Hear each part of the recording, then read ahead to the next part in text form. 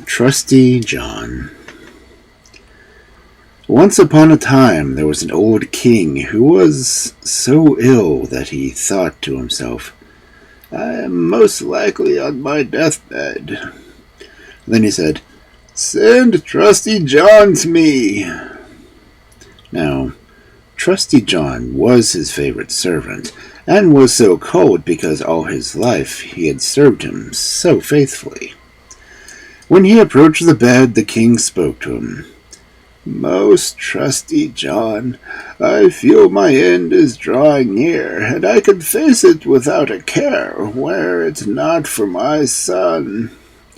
He is still too young to decide everything for himself, and unless you promise me to instruct him in all he should know, and to be to him as a father, I shall not close my eyes in peace." Then Trusty John answered, "I will never desert him, and will serve him faithfully, even though it should cost me my life."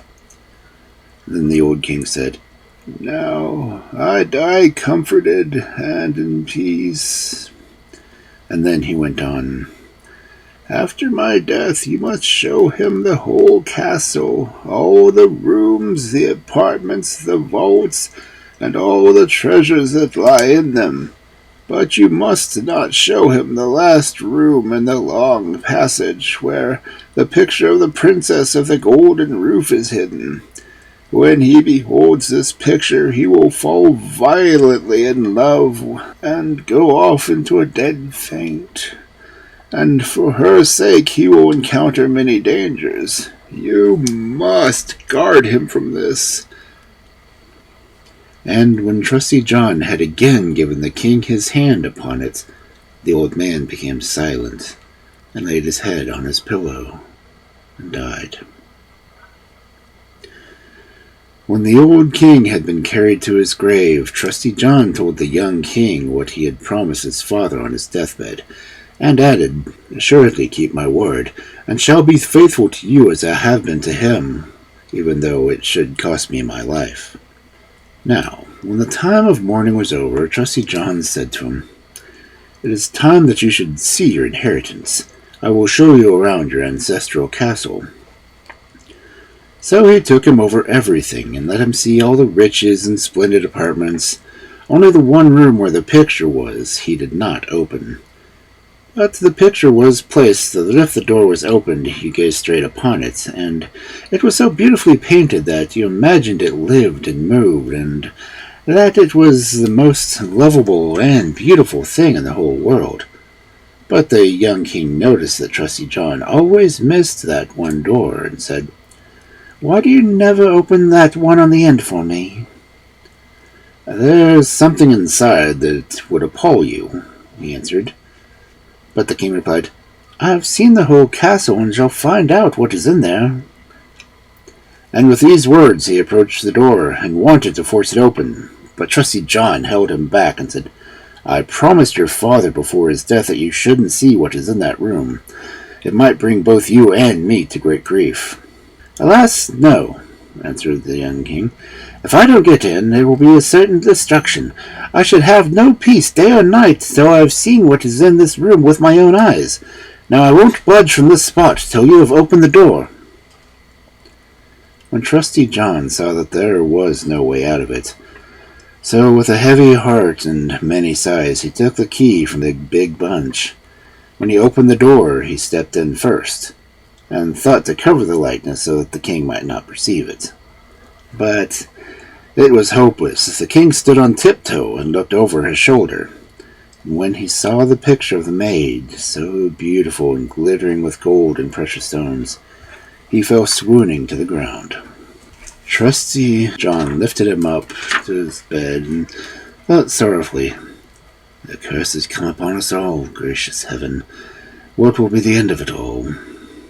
Then he poured wine down his throat until he came to himself again.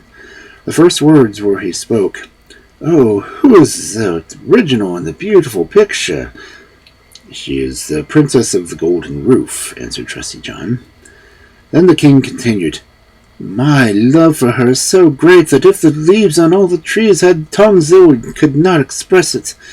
My very life depends on my winning her. You are my most trusty John. You must stand by me." The faithful servants prolonged and pondered how long they were to set out about the matter, for it was said to be difficult even to get to the presence of the princess. At length he hit upon a plan and spoke to the king. "All the things she has about her, tables, chairs, dishes, goblets, bowls, and all her household furniture, are made of gold. You have in your treasure 5 tons of gold. Let the goldsmiths of your kingdom manufacture them into all manner of vases and vessels, and to all sorts of birds and game and wonderful beasts, that it will please her. We shall go to her with them and try our luck." The king summoned all the goldsmiths, and they had to work hard day and night, till at length the most magnificent things were completed. When a ship had been laden with them, the faithful John disguised himself as a merchant, and the king had to do the same, so that they should be quite unrecognizable. And so they crossed the seas and journeyed till they reached the town where the princess of the golden roof dwelt. Trusty John had made the king remain behind on the ship and await his return. "Perhaps," he said, "I may bring the princess back with me, so see that everything is in order, and let the gold ornaments be arranged and the whole ship decorated." Then he took a few of the gold things in his apron and went ashore, and proceeded straight to the palace. When he came to the courtyard, he found a beautiful maiden standing by the well, drawing water with 2 golden pails. As she was about to carry away the glittering water, she turned around and saw the stranger, and asked him who he was. Then he replied, "I am a merchant," and opening his apron, he let her peep in. "Oh my!" she cried. "What beautiful golden wares!" She set down her pails and examined one thing after the other, and then she said, "The princess must see this. She has such a fancy for gold things that she will buy up all you have." She took him by the hand and led him into the palace, for she was the lady's maid. When the princess had seen the wares, she was quite enchanted and said, "They are all so beautifully made. I shall buy everything you have." But Trusty John said, "I am only the servant of a rich merchant. What I have here is nothing compared to what my master has on his ship. His merchandise is more artistic and costly than anything has ever been made in gold before." She desired to have everything brought up to her, but he said, "There is such a quantity of things that it would take many days to bring them all up, and they would take up so many rooms that you would have no space for them in your house." Thus her desire and curiosity were excited to such an extent that at last she said, "Take me to your ship. I shall go there myself and view your master's treasures." Then Trusty John was quite delighted, and brought her to the ship, and the king, when he beheld her, saw that she was even more beautiful than her picture, and thought every moment that his heart would burst. She stepped onto the ship, and the king led her inside. But Trusty John remained behind with the steersman, and ordered the ship to push off. "Spread all the sail that we may fly on the ocean like a bird on the air." Meanwhile, the king showed the princess inside all his gold wares, every single bit of it. Dishes, goblets, bowls, the birds and game, and all the wonderful beasts. Many hours passed thus, and she was so happy that she did not notice that the ship was sailing away. After she had seen the last thing, she thanked the merchant and prepared to go home. But when she came to the ship's side, she saw that they were on the high seas, far from land, and that the ship was speeding away under its full canvas. "Oh!" she cried in terror. "I am deceived, carried away, and betrayed by the power of a merchant. I would have rather died." But the king seized her hand and spake, "I am no merchant, but a king of a high birth as yourself, and it is with my great love that you made me carry you off with stratagem. The first time I saw your likeness, I fell to the ground in a swoon." When the princess of the golden roof heard this, she was comforted, and her heart went out to him, so that she willingly consented to become his wife. And now it happened one day while they were sailing on the high seas that Trusty John, sitting on the forepart of the ship, fiddling away to himself, observed 3 ravens in the air flying towards him. He ceased playing and listened in to what they were saying, for he understood their language. The one croaked, "Aha! He's bringing the princess of the golden roof home." "Yes," answered the second, "but he's not got her yet." "Yes, he has," spake the third, "for she is sitting beside him on the ship." Then number 1 began and cried again, "That'll not help him. When they reach the land, a chestnut horse will dash forward to greet them. The king will wish to mount it, and if he does, it will gallop away with him and disappear into the air, and will never see his bride again." "So there's no escape for him?" asked the number 2. "Oh, yes, if someone else mounts quickly and shoots the horse dead with a pistol that is sticking in its holster, then the young king is saved. But who's to do that? Anyone who knows it and tells him will be turned into stone from his feet to his knees." Then spake number 2, "I know more than that. Even if the horse is slain, the young king will not keep his bride. When they enter the palace together, they will find a ready-made wedding shirt in the cupboard, which looks as though it had been woven from gold and silver. But it's really made of nothing but sulfur and tar. When the king puts it on, it will burn him to his bones and marrow." And number 3 asked, "Yes, and no escape for them then?" "Oh, yes," replied number 2. "If someone seizes a shirt with gloved hands and throws it in the fire and lets it burn, the young king will be saved." "But what's the good? Anyone knowing this and telling it will have his body turned into stone, from his knees to his heart." Then number 3 spake, "I know yet more. Though the bridal shirt too will be burnt, the king hasn't even secured his bride. When the dance is held after the wedding and the young queen is dancing, she will suddenly glow deadly white and drop down like she is dead, unless someone lifts her up and draws 3 drops of blood from her right side and spits them out again, she will die. But if anyone who knows this betrays it, he will be turned to stone from the crown to his head to the soles of his feet." When the ravens had thus conversed, they fled onward. But Trusty John had taken it all in, and was sad and depressed from that time forward. For if he went silent on his master concerning what he had heard, he would involve him in his misfortune. But if he took him to his confidence, then he himself would forfeit his life. At last he said, "I will stand by my master, though it should be my ruin." Now, when they drew near land, it came to pass just as the ravens had predicted, and a splendid chestnut horse bounded forward. "Capital," said the king. "This animal shall carry me to my palace," and was about to mount, but Trusty John was too sharp for him, and springing up quickly, seized the pistol out of the holster and shot the horse dead.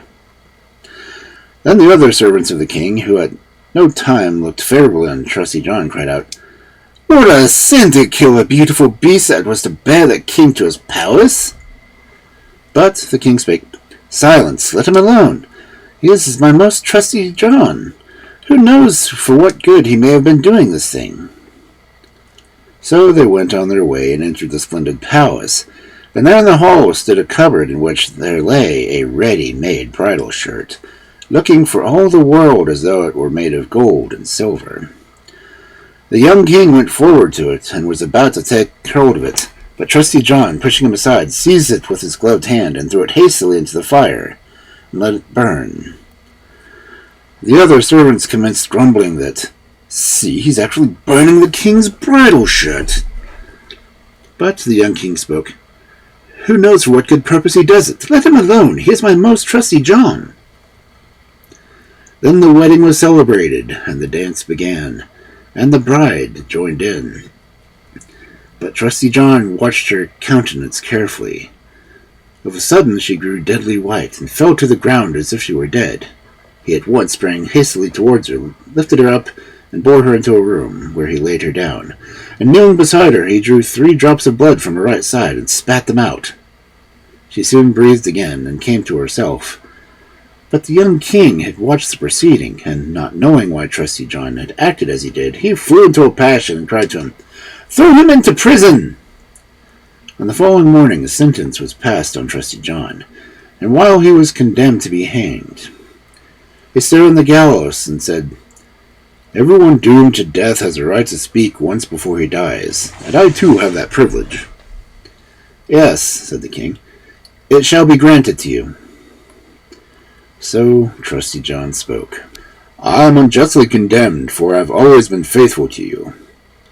And yet he proceeded to relate how he had heard the raven's conversation at sea, and how he had to do all in order to save his master.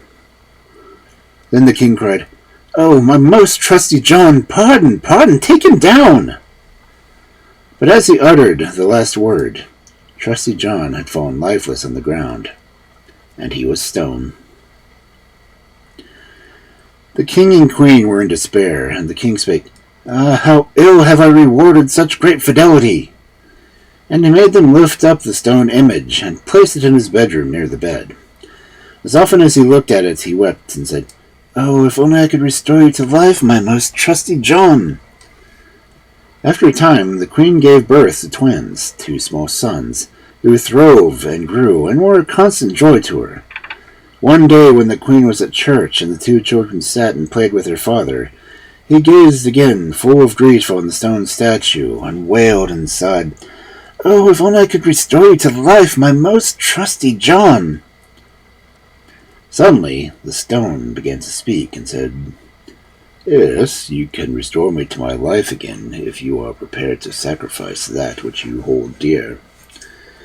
And the king cried out, "All I have in the world I could give up to your sake." And the stone continued, "If you cut off with your own hand the heads of your 2 children and smear me with their blood, I shall come back to life." The king was aghast when he heard that he himself had to put his children to death. But when he thought of Trusty John's fidelity and how he had even died for him, he drew his sword and with his own hand cut the heads off his children. And when he had smeared the stone with their blood, life came back, and Trusty John stood once more safe and sound before him. He spake to the king, "Your loyalty will be rewarded." And taking up the heads of his children, placed them on their bodies, and smeared the wounds with their blood. And in a month they were all right again, jumping about as if nothing had happened. The king was full of joy, and when he saw the queen coming, he hid Trusty John and the 2 children in a big cupboard. As she entered, he said to her, "Did you pray in church?" "Yes," she answered, "but my thoughts dwelt constantly on Trusty John, and of what he has suffered for us." Then he spake, "Dear wife, we can restore him, but the price asked is our 2 little sons. We must sacrifice them." The queen grew white, and her heart sank, but she replied, "We owe it to him on account of his great fidelity." Then he rejoiced that she was of the same mind that he had been, and going forward he opened the cupboard and fetched the 2 children and Trusty John out, saying, "God be praised, Trusty John is free again once more, and we have our 2 small sons again." Then he related to her all that had passed, and they lived happily together afterwards.